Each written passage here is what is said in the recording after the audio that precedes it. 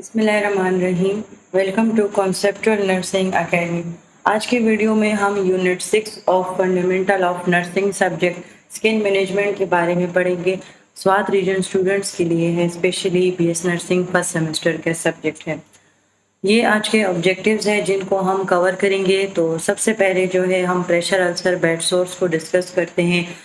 یہ ہمارے پاس bed ridden patients کو جو ہے، جو آپ لوگوں نے کبھی زندگی میں اگر آپ لوگوں نے بیڈ ریڈن پیشنٹس کو دیکھیں گے تو ان کو جو ہے وہ بیڈ سے اٹھ نہیں سکتے، تو وہ ان کو کیا ہوتی ہے کہ ان کو جگہ جگہ پر جو ہے ان کی اسکن جو ہوتی ہے وہ ڈیمیج ہو جاتی ہے، ان کو زخم لگ جاتا ہے۔ تو وہ جو زخم ہوتا ہے وہ بیسیکلی ہمارے پاس پریشر السر، بیڈ سور، ڈیگوبیٹس السر، یعنی اس کو ہم ڈفرینٹ ناموں سے جو ہے وہ پکارتے ہیں۔ جب ہمارے پاس پیشنٹ ایک لانگ ٹائم کے لیے جو ہے بیڈ ریڈن ہوتا ہے تو اس کا جو باڈی کا پریشر ہوتا ہے اور جو بیڈ کے ساتھ اس کی ربنگ ہوتی ہے، ایک پریشر جنریٹ ہوتا ہے جس کی وجہ سے اس کی جو انجری، اس کی جو اسکن ہوتی ہے، اس کی جو انڈر لائن ٹیشوز ہوتی ہے، پرولونگ پریشر کی وجہ سے وہ جو ہے ان میں انجری کاز ہو جاتی ہے، جو کہ وقت کے ساتھ ساتھ جو ہے مزید خراب ہوتی رہتی ہے۔ یہ جو پریشر ہوتا ہے یہ کہیں اور سے نہیں آتا، یہ باڈی کا اپنا ہی پریشر ہوتا ہے، جو کہ وہ جو ہے پرولونگ ٹائم سے جو ہے وہ ایک ہی جگہ پر لیٹا ہوا ہے، وہ اٹھ نہیں رہا، اس کی ایکٹیویٹی نہیں ہے، تو اس کی وجہ سے اس کے جو ہے وہ ڈیگوبیٹس السر جو ہے وہ کاز ہوتا ہے۔ وہ پریشر جو ہوتا ہے، جو باڈی کا اپنا پریشر ہوتا ہے، وہ آہستہ سے اس ایریا تک جو ہے جو بلڈ فلو جا رہا ہوتا ہے اس کو کمپرومائز کر دیتا ہے، جس کی وجہ سے انجری کاز ہوتی ہے، ٹیشو ڈیتھ جو ہے یہ کاز ہوتی ہے۔ اب ہمارے پاس وہ کامن سائٹس ہیں جو کہ جس پوزیشن میں وہ پیشنٹ لیٹا ہوا ہے اس کو اس سائٹ پہ جو ہے وہ السرز ہونے کا جو ہے وہ رسک ہے۔ یعنی ہیلز جو ہے وہ ہمارے پاس ہو گئے، ٹوز ہو گئے، جو ہمارا سیکرم ریجن ہے، جو ہمارے ایلبوز ہیں یعنی اولکرون پروسیسز ہیں، جو ہمارے اسکیپولا ہے، جو ہمارے شولڈرز ہیں، اور ہمارا آکسیپیٹل یعنی جو ہمارے پاس جو ہے بیک آف دا ہیڈ ہے۔ یہاں پر جو ہے جو ہیل ہے، ایلبو ہے، لوور بیک ہے، یعنی جو سائڈ جو ہیں وہ ہماری پریشر پڑ رہا ہے ان کو سپائن پوزیشن میں، تو وہ یہ سائڈز ہوں گی۔ اگر وہ لیٹرل پوزیشن پر ہے تو اس کا جو میڈیل اور لیٹرل ہے یہ دونوں کمپرومائزڈ ہیں۔ اس کے ساتھ ساتھ ہمارے پاس نی جو ہے وہ آ جاتی ہے جس میں میڈیل اور لیٹرل کونڈائلز دونوں آ جاتی ہیں۔ سائڈ پہ جو ہے وہ اینکل جو ہے وہ انوالو ہو جاتا ہے، نی جو ہے اس کا میڈیل یعنی یہ جو ہے اس کا میڈیل کونڈائل ہے اور یہ اس کا لیٹرل ہے، یہ دونوں کمپرومائز ہو جاتی ہیں۔ جو گریٹر ٹروکانٹر ہے یہ بھی انوالو ہو جاتا ہے، ایلیم ہو گیا، شولڈر ہو گیا، ایئر ہو گیا۔ تو یہ ہمارے پاس وہ کامن سائٹس ہے جو کہ اگر پیشنٹ جو ہے وہ لانگ ٹائم کے لیے لیٹرل پوزیشن میں ہے۔ اب پرون پوزیشن، اگر پیشنٹ جو ہے وہ بعض دفعہ سرجریز اور اس کی وجہ سے جو ہے یہ پوزیشن جو ہوتی ہیں یہ ہمارے پاس فکسڈ ہو جاتی ہیں، لانگ ٹرم کے لیے ہوتے تو اس کی وجہ سے ہوتا ہے۔ اگر وہ پیشنٹ الٹا ہے تو اس کا جو ہے فور ہیڈ ہے اور اس کے جو ٹوز ہے، نیز ہے، ریپروڈکٹیو آرگنز ہے، چاہے وہ میل کے ہیں یا چاہے وہ فیمیل کے ہیں، اور اگر وہ فیمیل ہے تو اس کے جو چیسٹ ہے، اس کے علاوہ چن ہے، ہمارے پاس ایلبو ہے، ہیڈ ہے، تو یہ ہمارے پاس وہ سائٹس ہیں جو کہ کامن السرز کے لیے پرون پوزیشن پر جو ہے وہ زیادہ ولنریبل ہے۔ اور اگر وہ فالر پوزیشن پر ہے تو اس کے ہیل، اس کا سیکرم، اس کی لوور بیک، اس کا شولڈر اور اس کا back of the head,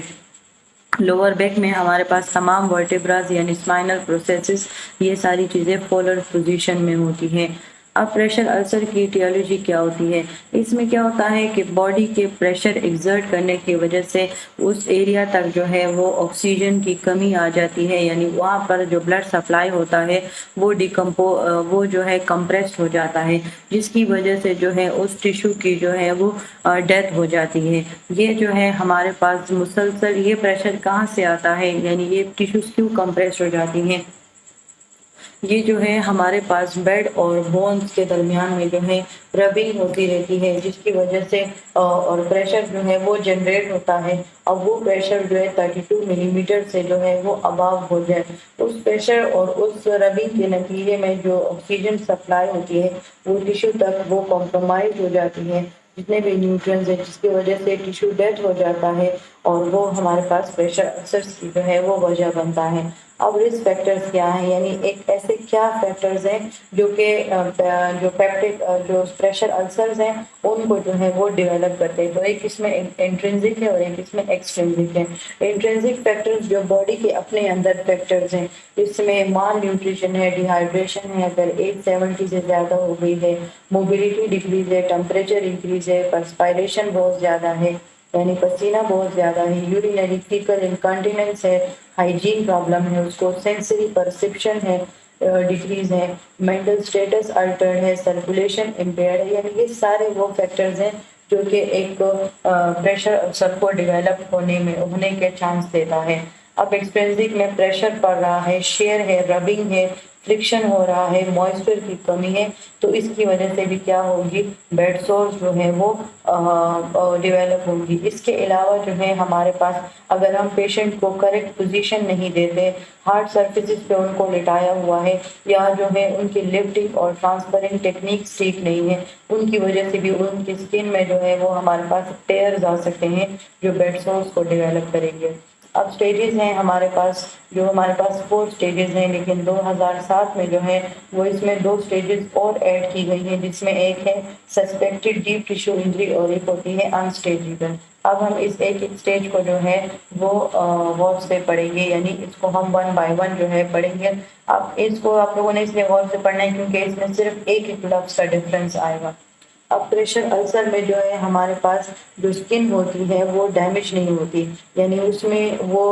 tier نہیں آتا، وہ انٹیکٹ ہوتی ہے. اس میں جسٹ انفلیمیشن کاز ہونی جو ہے وہ شروع ہو جاتا ہے ہمارے پاس، یعنی ریڈ بلڈ سیلز ڈیمیج ہوتے ہیں، ان کی وجہ سے انفلیمیشن کاز ہوتی ہے. جو ریڈنس ہوتی ہے وہ بھی ہوتی ہے، پین ہوتا ہے، وارمنس ہوتی ہے، جتنی بھی انفلیمیشن کے سمپٹمز ہیں وہ اس پر شو ہو جاتے ہیں. تو اس میں ہمارے پاس کوئی اسکن جو ہے وہ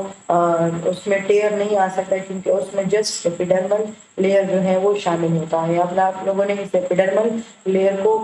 سٹیج 1 کے لیے یاد رکھنا ہے. اب سٹیج 2 میں ہمارے پاس جو ہے ایپیڈرمس لیئر کے ساتھ ساتھ جو ہے ہمارے پاس ڈرمس بھی جو ہے وہ انوالو ہو جاتی ہیں. تو جب یہ انوالو ہو جاتی ہے تو اس کی وجہ سے اسکن کی جو انٹیکٹ وہ جو اسکن انٹیکٹ تھی وہ بھی اس میں بھی ٹیئر آ جائے گا. اب اس میں کیا ہوگا،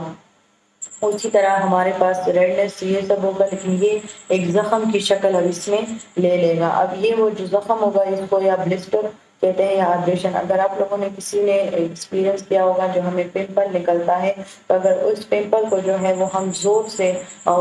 جو ہے وہ اس کو توڑنے کی کوشش کریں تو وہ بھی ہمارے پاس زخم کاز کرتا ہے. تو یہ بھی وہ اس طرح کا ایک بلسٹر ٹائپ جو ہے وہ بنا دیتا ہے. یہ اسکن ٹیئرز آ جاتی ہیں، جس طرح ٹیپ برنز ہو جاتا ہے، ڈرماٹائٹس ہو جاتا ہے، یعنی تمام جو ہے ریڈنس انفلیمیشن کے جو ہے وہ سائن اینڈ سمپٹمز جو ہے وہ ہمارے پاس ہوں گے. بریزنگ جو ہے وہ نہیں ہوگی کیونکہ بریزنگ جو ہے وہ ڈیپ ٹیشو انجری کو جو ہے وہ سسپیکٹ کرتی ہے. تو آپ لوگوں نے یہاں تک اتنا یاد رکھنا ہے کہ ایپیڈرمل اور ڈرمل دونوں انوالو ہو جاتے ہیں. اب سٹیج 3 میں اب ہمارے پاس اس میں ڈیپ ٹیشوز بھی، یعنی جو ہمارے پاس یہ جو کیوٹینیس ٹیشوز ہیں اب یہ بھی اس میں انوالو ہو گیا ہے. لیکن ابھی اس میں یہ جو ہمارے پاس بون ہے اب یہ ابھی تک جو ہے یہ پرومیننٹ نہیں ہوا، ابھی تک یہ صرف اب ڈیپ ٹیشوز میں جو ہے وہ آ گیا ہے. اس میں سبکوٹینیس فیٹ ویزیبل ہو گیا ہے، لیکن بون ٹینڈلز یہ ابھی تک ایکسپوز نہیں ہوئے. یعنی اب اس میں 3 چیزیں انوالو ہو گئی ہیں، ایپیڈرمس، ڈرمس اور سبکوٹینیس. اب 4 سٹیج جو ہے یہ بہت زیادہ سیریس ہو گیا ہے کیونکہ اب اس میں ڈیپ ٹیشو کی انوالومنٹ جو ہے وہ آ گئی ہے جو کہ بون کے اوپر ہے. اب بون بھی جو ہے وہ ایکسپوزڈ ہو گیا ہے، انفلیمیشن زیادہ ہو گئی ہے، اسکار جو ہے وہ بن گیا ہے، وونڈ ہمارے پاس بن گئے ہیں، پس جو ہے وہ بن گیا ہے. تو اب جو ہے ہمارے پاس اب یہ کیا ہے، تھکنیس وونڈز ہے، یعنی اس میں جو ہے جو ڈرمس ہے اس کی فل تھکنیس جو ہے وہ شامل ہے. جو سٹیج 3 اور 4 ہے اس کو ہم فل تھکنیس وونڈ بولتے ہیں کیونکہ سٹیج 3 میں ہمارے پاس کیوٹینیس ڈیپ ٹیشوز انوالو ہو گئے تھے اور سٹیج 4 میں بھی ڈیپ ٹیشوز کے ساتھ ساتھ بون بھی ایکسپوز ہو گیا. اب یہ جو 2007 میں 2 ایسڈز کو جو 2 سٹیجز کو انہوں نے انوالو کیا ہے تو وہ ہمارے پاس ہیں انسٹیجیبل اور ڈیپ ٹیشو سسپیکٹڈ انجری. انسٹیجیبل میں کیا ہوگا، اس میں فل تھکنیس ٹیشو لاس ہو جائے گی، یعنی اس میں جو ہے ہمارے پاس اس زخم پر جو ہے ایک سلوف سا، یعنی یہ جو ہمارے پاس اس پر جو ہے آپ کو ایک گوشت کا ٹکڑا نظر آ رہا ہے، یا تو یہ یلو ہوگا یا گرے ہوگا یا گرین یا براؤن، یعنی یہ ایک سکار ہوتا ہے جو کہ ڈفرینٹ کلرز میں ہمارے پاس ہوتا ہے، اس کے ساتھ ساتھ پس فارمیشن بھی ہوتی ہے، تو یہ جو ہے ہمارے پاس انسٹیجیبل سٹیج ہوتا ہے۔ اب اس کار کو جو ہے وہ ریموو کرنا ضروری ہوتا ہے، کیونکہ اس میں ہمیں پتہ نہیں چلتا کہ ہمارا جو زخم ہے وہ کتنی حد تک ہے، یعنی کہ وہ سٹیج 1 میں، سٹیج 2 میں ہے، سٹیج 3 میں ہے یا 4 میں ہے، یعنی اس میں بون بھی ایکسپوز ہو گیا ہے، تو اس کو ریموو کرنا ضروری ہوتا ہے۔ یہ انسٹیجیبل سٹیج میں ہمارے پاس آتا ہے۔ اب کہتے ہیں ڈیپ ٹیشو انجری، اس میں بھی کیا ہوتا ہے، ایک پرپل اور میرون کلر کا ایک انٹیکٹ سکن جو ہے یہ ہمارے اس کے اوپر آ جاتی ہے، یعنی اس میں ٹیشو ڈیمیج تو ہو رہا ہوتا ہے، لیکن اس میں نیکروسس کی طرف، جب ٹیشو نیکروسس ہوتا ہے، ٹیشو کی ڈیتھ ہو جاتی ہے، تو وہ جگہ جو ہوتی ہے وہ بلیک ہو جاتی ہے، تو یہ بیسیکلی وہ پرپل میرون ایریا ہوتا ہے جہاں پر ٹیشو جو ہوتے ہیں وہ بلیک ہو جاتا ہے، لیکن اس میں سکن جو ہوتی ہے وہ انٹیکٹ رہتی ہے۔ ہمیں پتہ ہوتا ہے کہ اب اگر آپ نے کسی کو دیکھا ہو تو یہ جو اگر کسی کو اچانک سے آپ کوئی مکہ مار دو، یا جو آپ ریسلرز کو دیکھتے ہو تو وہ ریسلرز جو ہیں اگر ان کو کوئی مکینیکل انجری ہو جائے، کسی کو سر پر لگ جائے، کسی کو آنکھ پر لگ جائے، تو اس سے کیا ہوتی ہے کہ اس کا جو وہ ایریا ہوتا ہے وہ بلیک ہو جاتا ہے، تو وہ بیسیکلی اس کو بولتے ہیں ٹیشو نیکروسس، یعنی وہاں پر ٹیشو ڈیتھ ہو جاتی ہے لیکن جو سکن ہوتی ہے وہ انٹیکٹ رہتی ہے، تو یہ ہمارے پاس جو ہے پریشر السرز کا جو ہے ایک اور سٹیج ہے۔ اب اس کے رسک اسیسمنٹ ہم کس طریقے سے کریں گے، یعنی اس رسک کو ہم کس طریقے سے جو ہے وہ میئر کریں گے تاکہ ہم اس کو جو ہے وہ اوور کم کر سکیں، تو اس کے لیے ہمارے پاس ڈفرینٹ سکیل جو ہیں وہ یوز کیے جاتے ہیں، جس میں نارٹن سکیل ہے، بریڈن سکیل ہے، واٹر لو سکیل ہے، یہ ہمارے پاس ڈفرینٹ سکیلز ہوتی ہیں جو کہ پریشر السرز کے لیے جو ہے وہ یوز کیے جاتی ہیں۔ اس کو جس طرح ہم نے وائٹل سائن میں اس کے ڈفرینٹ ایکوپمنٹس پڑھے، یہ نارٹن اور اس کے بھی جو ہے وہ اپنے اپنے ایکوپمنٹس ہیں جس کے تھرو ہم پریشر السرز کو جو ہے وہ میئر کرتے ہیں کہ وہ کس سٹیج میں ہے۔ اس کے علاوہ جو ہے وہ ہم پش میتھڈ جو ہے وہ یوز کرتے ہیں السر کی ہیلنگ کے لیے، pressure ulcer scale for healing, یہ بھی ہمارے پاس جو ہے ایک ایسا اسکیل ہوتا ہے جو کہ ان تینوں سے جو ہے وہ زیادہ افیکٹو ہمارے پاس ہوتا ہے۔ اب نارٹن اسکیل کیا ہے، یہ جو ہے اس میں بیسیکلی جو ہے وہ پریشر السرز کے رسک کو جو ہے وہ ہم میئر کرتے ہیں۔ اس میں 5 کیٹیگریز ہوتی ہے، ایک فزیکل کنڈیشن، ایک مینٹل کنڈیشن، ایک ایکٹیویٹی، موبیلٹی اور انکانٹیننس۔ اب جو ہے ہم نے ہر ایک کو جو ہے وہ سکور دیا ہے 1 سے 4 تک، یعنی ایک جو ہے وہ خراب سے جو ہے خراب بالکل ورسٹ کنڈیشن اور 4 پہ بالکل بیسٹ ہے، تو یہ ٹوٹل سکور جو ہے اس کا جو ہے اباو 14 ہونا چاہیے، تو یہ پریشر السر کے رسک کو جو ہے وہ انڈیکیٹ کرے گا۔ یہ ہمارے پاس بالکل سمپل اینڈ کوئک ہے، اور یہ جو ہے جس طرح ہم پین اسکیل جو ہے وہ یوز کرتے ہیں اس طرح نارٹن اسکیل ہو گیا۔ اب بریڈن اسکیل کیا ہے، جس کو ہم کلینکل پریکٹس میں موسٹ کامن ہے۔ اب اس میں 6 کرائٹیریا ہیں، اس میں سینسری پرسیپشن جو ہے ہو گئے، موئسچر، ایکٹیویٹی، موبیلٹی، نیوٹریشن اور فرکشن، یہ 6 چیزیں شامل ہو گئی۔ اب اس کو جو ہے وہ ہم نے 1 سے 4 دے دیا، اب ایک جو ہے بالکل ورسٹ ہائی رسک ہے اور 4 جو ہے وہ بالکل لو رسک ہے۔ اب فرکشن اور شیئر کو چھوڑ کر اس کے لیے پھر بریڈن نے جو ہے الگ سے 1 سے 3 اسکیل بنایا ہے، اس کے ٹوٹل جو ہے 18 یا 18 سے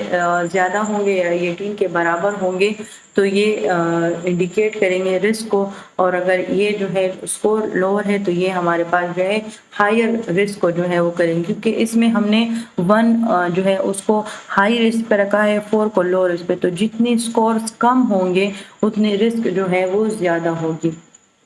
اب واٹر لو اسکیل، یہ ہمارے پاس یو کے اور کامن ویلتھ کنٹریز جو ہیں ان میں زیادہ تر پاپولر ہے۔ اب اس میں کیا کیا چیزیں شامل ہو گئی، بی ایم آئی اس میں شامل ہو گیا، skin type, mobility, sex, age, appetite, incontinence, medication, neurological, یہ ساری چیزیں اس میں شامل ہو گئی، اس کو ہم نے ٹوٹل 10 دے دیا۔ اور جو ہے جو 10 پر ہوں گے تو وہ رسک پر ہوں گے۔ اب اگر یہ 10 سے 15 پر چلا جائے تو یہ ہائی رسک ہے، اور اگر 20 پر چلا جائے تو یہ ویری ہائی رسک ہے۔ تو یہ ہمارے پاس مور کمپریہنسو ہو سکتا ہے، لیکن یہ جو ہے یہ بہت کمپلیکسٹی شو کرتا ہے، تو اس وجہ سے یہ ہمارے اسکورز کو افیکٹ بھی کر سکتا ہے۔ اب پش ٹول یعنی pressure ulcer scale for healing, یہ جو ہے ہمارے پاس NPI یعنی national pressure injury advisory panel نے اس کو ڈیولپ کیا تھا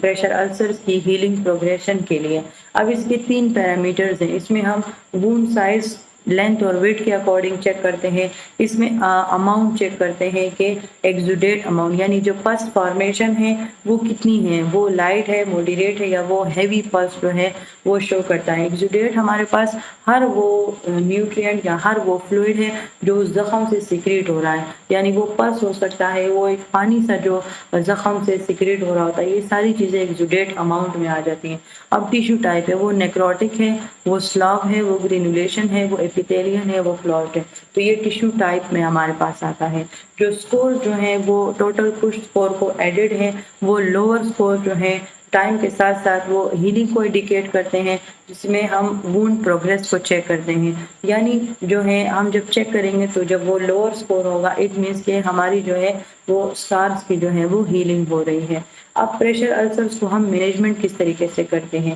یا تو ہم اس کو بالکل ہونے سے پریونٹ کریں، اور یا تو اگر ہو گیا ہے تو اس کو ہم ٹریٹمنٹ کریں۔ پریونشن کے لیے سب سے بیسٹ جو ہے وہ پوزیشن چینجز ہیں، اور یہ آپ لوگوں نے MCQs کے اکارڈنگ بھی جو ہے وہ یاد رکھنا ہے کہ اگر بیڈ سور کے پریونشن کے ریلیٹڈ MCQs آ گیا اور اس میں پوچھا گیا کہ سب سے ایزیسٹ اور پرائمری پریونٹیو میئر کون سا ہے، تو اس میں پوزیشن چینجز آتے ہیں۔ اس کے ہمارے پاس آتا ہے اسکن انسپیکشن، نیوٹریشن کا خیال رکھنا ہے، لائف سٹائل چینج اور پریشر ریلیونگ ڈیوائسز کو یوز کرنا ہے۔ یہ پوزیشن چینج ہو گیا، یعنی ہم نے جو ہے ہر 2 گھنٹے بعد پوزیشن چینج کرنا ہے۔ رول آف 30 یعنی ہم نے بیڈ ریڈن پیشنٹ کو جو ہے رول آف 30 کے اکارڈنگ اس کا جو ہیڈ آف بیڈ ہے اس کو 30 ڈگری تک ایلیویٹ رکھنا ہے، اس کی پوزیشن بھی جو ہے جو باڈی پوزیشن ہے اس کو بھی 30 پہ رکھنا ہے، جو اس کی سپائن پوزیشن میں ہپ اور شولڈر ہے اس کو بھی 30 پہ رکھنا ہے۔ تو یہ ہمارے پاس بیسیکلی رول آف 30 کے اکارڈنگ پوزیشن چینج ہے۔ اسکن کو بار بار جو ہے وہ انسپیکٹ کرنا ہے، نیوٹریشن کا جو ہے وہ خیال رکھنا ہے۔ اس کے علاوہ لائف سٹائل چینجز جس میں اسموک آتا ہے، ایکسرسائز جو ہے وہ ڈیلی کروانی ہے، سرکولیشن اس سے امپروو ہوتی ہے۔ اس کے علاوہ ہمارے پاس پریشر ریلیونگ ڈیوائسز جس میں ایئر میٹریسز یہ ہمارے پاس یوز ہوتے ہیں، جو کہ لوکل انجری کو پریشر السرز کو جو ہے وہ ڈیولپ ہونے سے روکتے ہیں۔ اب ٹریٹمنٹ کیا ہے؟ پوزیشن کو چینج کرتے رہنا، سپورٹ سروسز پرووائڈ کرنا، کلین کرنا وونڈ کو، انکانٹیننس کو کنٹرول کرنا، ڈیمیج ٹیشوز کو ریموو کرنا، ڈریسنگ کرنا، یعنی یہ وہ ڈریسنگ ہے جو کہ ہم زخم کی کرتے ہیں۔ اورل اینٹی بایوٹکس ہو گئے، ہیلدی ڈائٹ ہو گئے، اور اگر وہ وونڈ ان سب سے بھی ٹھیک نہ ہوا تو پھر سرجیکل ریپیئر۔ اب اس میں رول کیا ہے نرس کا؟ نرس جو ہے وہ مسلسل اپنے کلائنٹ کو ایسیس کرتی ہے، اس کے پری ڈسپوزنگ فیکٹرز یعنی اس کے رسک فیکٹرز کو ایسیس کرتی ہے کہ وہ بیڈ سور ڈیولپمنٹ کی طرف تو نہیں جا رہے، اس کی اسکن کو کنڈیشن کو چیک کرنا، اس کے پریشر سائٹ کو انسپیکٹ کرنا۔ یہ جو ہم نے شروع میں ہمیں کیوں پڑھایا جاتا ہے پریشر سائٹس، تاکہ ہمیں پتہ ہو کہ جو ہمارا پاس بیڈ ریڈن پیشنٹ ہے تو وہ اگر سپائن پوزیشن میں ہے تو اس کی کون سی جگہوں پر جو ہے پریشر السر کے ہونے کا چانس ہے۔ اسی طرح اسکن کو پالپیٹ کرنا تاکہ وارمنیس فیل ہو، انفلیمیشن میں جو ہے وہ وارم ہو جائے گی، تو اس وجہ سے ہم اس سے پالپیٹ کرتے ہیں۔ اس طرح ڈرائی اسکن کو انسپیکٹ کرنا، موئسٹ اسکن یا اسکن میں اگر بریک ہو جائے اس کو انسپیکٹ کرنا۔ اس کے علاوہ جو ہے ہم موبیلٹی کے لیول کو ایوالویٹ کرتے ہیں، سرکولیٹری سٹیٹس کو ایوالویٹ کرتے ہیں، نیوروواسکولر سٹیٹس ہو گیا، انکانٹیننس کی پریزنس کو، نیوٹریشنل اور ہائیڈریشنل سٹیٹس کو، اور ہمارے پاس پریزنٹ ہیلتھ پرابلمز ہیں اس کو جو ہے وہ چیک کرتے ہیں۔ اب انٹرونشنز کیا ہوتی ہیں؟ اگر کسی پیشنٹ کو ڈیکریز سینسری پرسیپشن ہے تو اب نرس اس میں کیا کرے گی کہ وہ پریشر پوائنٹس کے سائنس کو جو ہے وہ چیک کرتی رہے گی، اسیس کرے گی۔ دوسرا جو ہے وہ جو ہمارے پاس پریشر ریلیونگ سروسز تھی، پریشر ریڈسٹریبیوٹنگ سروسز تھی، اس کو وہ پرووائڈ کرے گی۔ دوسرا اگر پیشنٹ کو انکانٹیننس ہے تو اس انکانٹیننس کے لیے وہ اس کی مینجمنٹ کرے گی، اس کے جو ہے ہر ایک انکانٹیننٹ ایپیسوڈ۔ انکانٹیننٹ کیا ہوتی ہے ہمارے پاس، جس میں وہ جو پیشنٹ ہوتا ہے وہ اپنے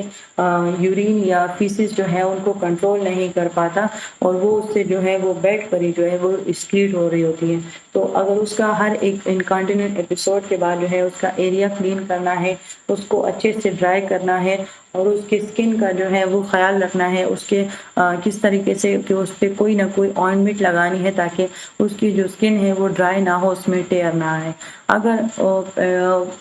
پیشنٹ کو فرکشن یا شیئر کا جو ہے وہ پرابلم ہے، رسک ہے، تو ہم نے اس کو کس طریقے سے اوائڈ کرنا ہے۔ ہم نے اس پیشنٹ کو بار بار ری پوزیشن جو ہے وہ کرنا ہے، اور اس کی جو